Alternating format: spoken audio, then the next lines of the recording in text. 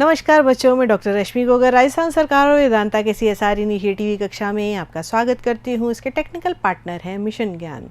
बच्चों, मानव के श्वसन तंत्र की बात चल रही थी, यानी अध्याय 23 की बात चल रही थी और उसमें हमने पढ़ा था कि किस तरह से श्वसन के अंग होते हैं। आपको पता है कि अंग मिलकर के एक तंत्र का निर्माण करते हैं और डिफरेंट टाइप के जो हैं अंगों के बारे में हमने देखा था कि किस तरह से कीट जो होते हैं वो ट्रैकिया से करते हैं, मछलियाँ वगैरह जो पानी में रहते हैं वो गिल्स के द्वारा अपना श्वसन करते हैं। और जहाँ स्तनधारियों और मानव की बात आती है तो हमने फेफड़ों की बात की थी, यानी फेफड़ों से जो है श्वसन की बात शुरू की थी।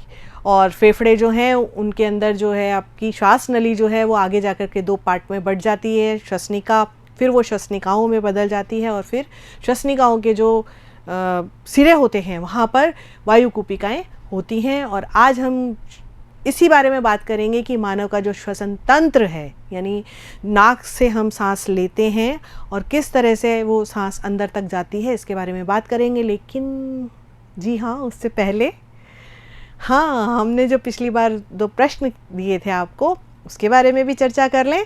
तो जल्दी से अपनी कॉपी उठाइए, देखिए उसमें सही आंसर लिखा या नहीं। प्रश्न था केंचुए में गैसीय आदान प्रदान की सतह क्या होती है। तो जो केंचुआ होता है वो आपको पता है बारिशों में निकलता है और उसकी जो त्वचा है उससे गैसों का आदान प्रदान होता है। दूसरा है फेफड़ों की सबसे छोटी क्रियात्मक इकाई को क्या कहते हैं। तो क्रियात्मक इकाई कूपिकाएँ, है ना। अभी आपको बताया मैंने कि श्वसनिकाएँ जो हैं वो आगे जाकर के उनका सिरा थोड़ा सा फूल जाता है, जो वायु कूपिकाएँ होती हैं और वो ही क्रियात्मक इकाई हैं। और अब हम शुरू करते हैं हमारे मानव का श्वसन तंत्र, इसके अंदर कौन कौन से अंग होते हैं और किस तरह से कार्य करते हैं। तो मनुष्य के श्वसन तंत्र को क्या है, 2 भागों में बांटा गया है। पहला है आपका श्वसन मार्ग, दूसरा है आपका फेफड़े। तो जब हम श्वसन मार्ग की बात करते हैं तो श्वसन मार्ग आप देखिए, नासिका एवं नासिका मार्ग। नासिका यानी नासा यानी हमारा नाक, ठीक है, और उसका पूरा मार्ग। फिर हमारी ग्रसनी, ठीक है, फिर कंठ हमारा गला, श्वास नली, श्वसनिया और कूपिका वाहिनी, यानी ये सारा क्या है आपका श्वसन का पूरा एक मार्ग है। तो अब इसकी बात करते हैं। सबसे पहले हम करते हैं नाक की बात। तो आप सब ने अपनी नाक देखी हुई है ना।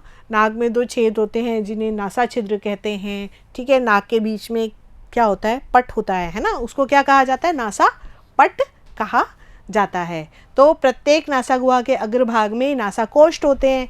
ये आपके नासा कोष्ठ है, ये आपका नासा छिद्र है, ये नासा मार्ग है, ये नासा गुहा है और बीच में क्या है आपका नासा पट है। तो मेरा ख्याल है इसके बारे में हमें बहुत ज़्यादा जानकारी अपने आप मिल ही गई है, क्योंकि हम जानते हैं।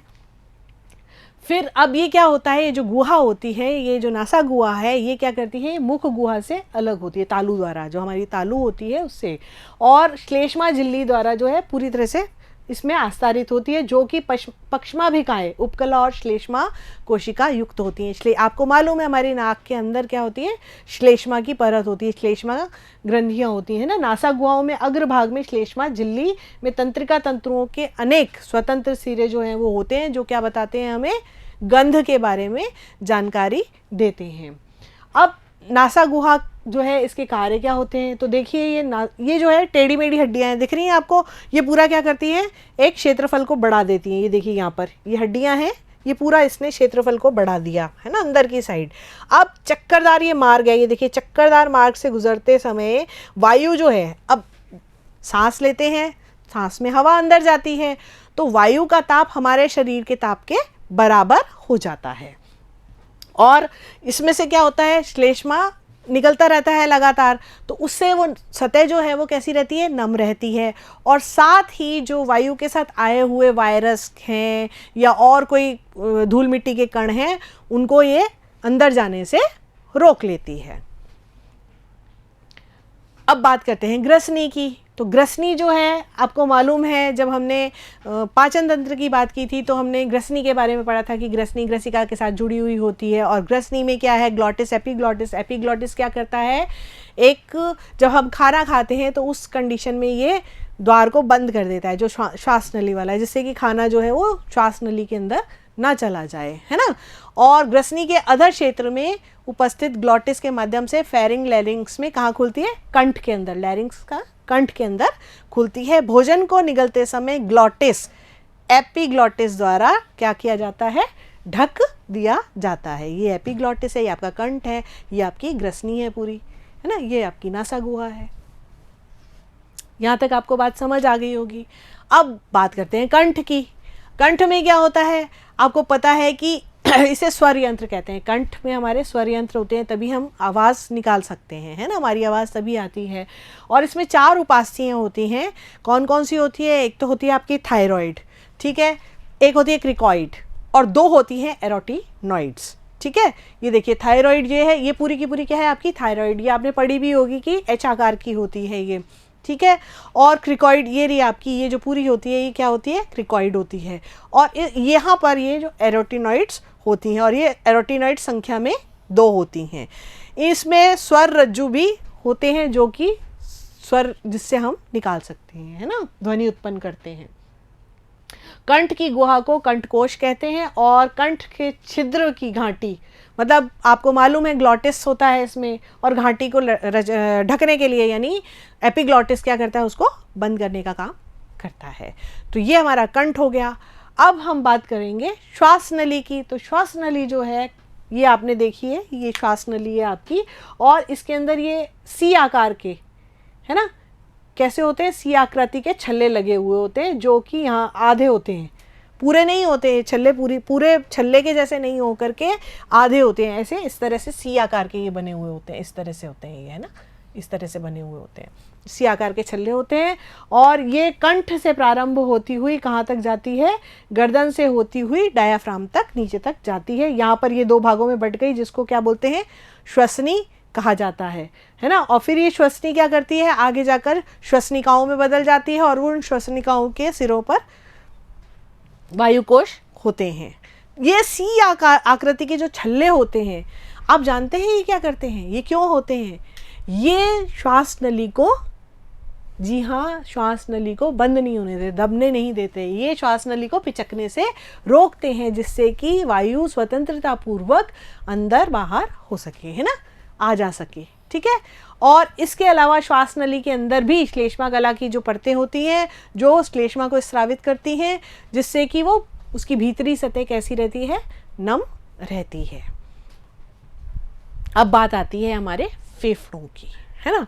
तो आप अभी तक समझ गए कि फेफड़े जो हैं वो किस तरह से होते हैं। श्वास नली 2 भागों में बढ़ती है, 2 फेफड़े होते हैं हमारे, है ना, एक दायां और एक बायां फेफड़ा, ठीक है। और इसको श्वसनी कहते हैं, और ये आगे जाकर के और पार्ट्स में बढ़ जाती है, जिन्हें क्या कहते हैं, श्वसनिकाएं कहते हैं।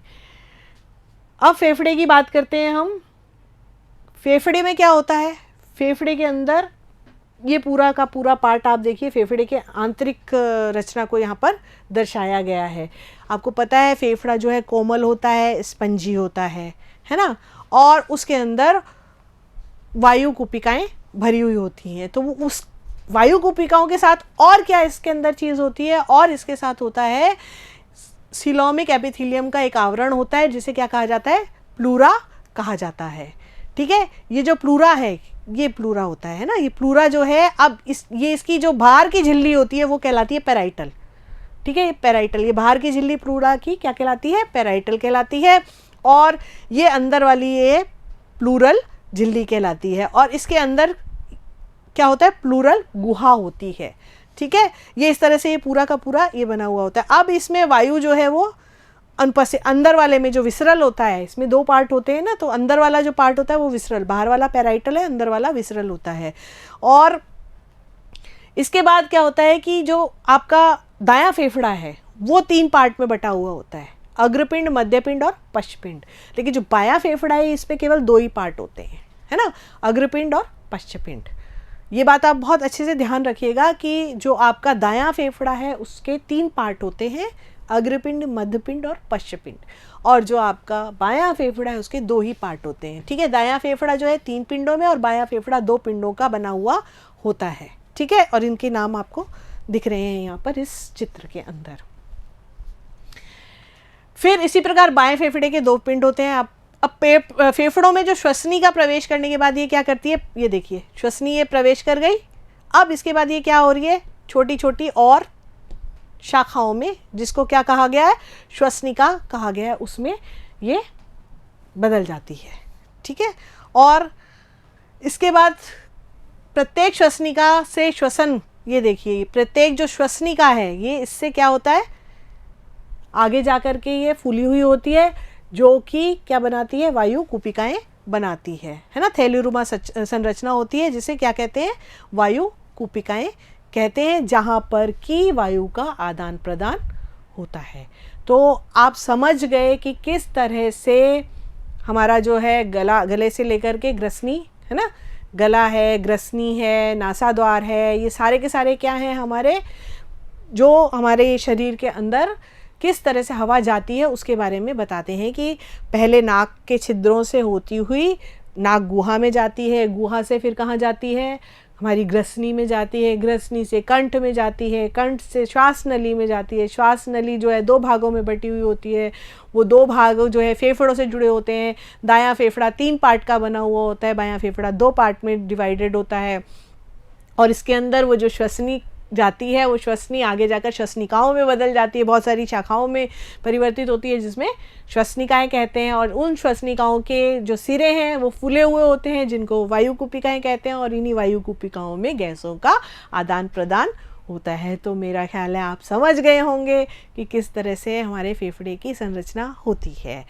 कंठ की गुहा को क्या कहते हैं, और दूसरा है एपिग्लॉटिस का कार्य बताइए।